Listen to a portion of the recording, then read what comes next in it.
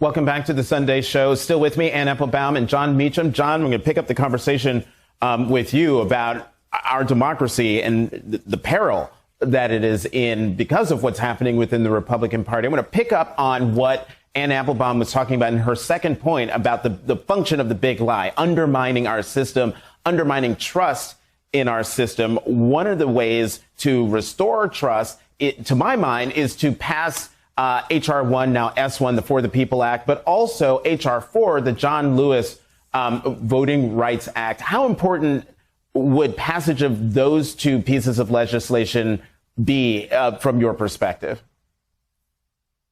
Well, they'd be essential in terms of if we all lived in a reality-based universe, but we don't, which is the problem. Right. So obviously, I think that legislation is vitally important. I'm a native Southerner. We have seen what restriction of voting rights does. It actually takes away democracy. And we've only had democracy in this country, broadly put, for about 52 years.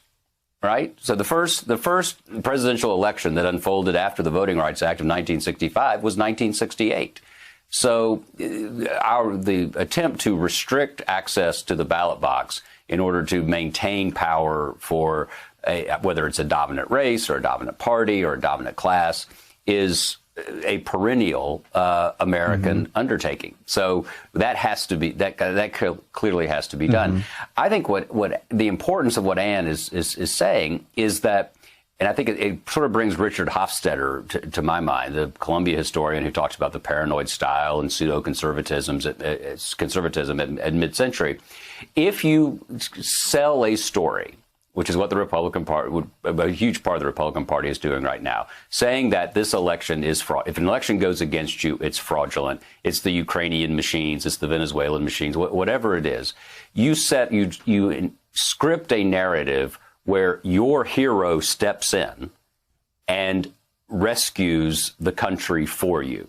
Now, note I did not say rescues democracy, rescues the country for you. And that's an autocrat's narrative. And that's what's being, I think, clearly set up here. And I think there's been some talk this week. I think it's absolutely true that we don't know what kind of localized county, state impact this is all going to have going forward. And in the minute that we've got left, I want you to talk more on this authoritarian, autocratic line that John is talking about. You retweeted a tweet from Slate's William Salatin, where the primary line there is, there's no magic force field around America when it comes to Donald Trump and other autocrats around the world. Talk more about that real quickly. So we Americans have this idea that there's something special and sacred about our democracy. We all have this idea that it's been going on for so long and it's so well protected that it can never end. We need to get rid of this idea of inevitability because it's very dangerous. Because if it's inevitable, then we don't have to do anything about it. We don't have to try very hard. We don't have to worry about who's being elected to the job of state secretary in Arizona or Georgia, or worry that that person will try to falsify or claim the non-existence of an election.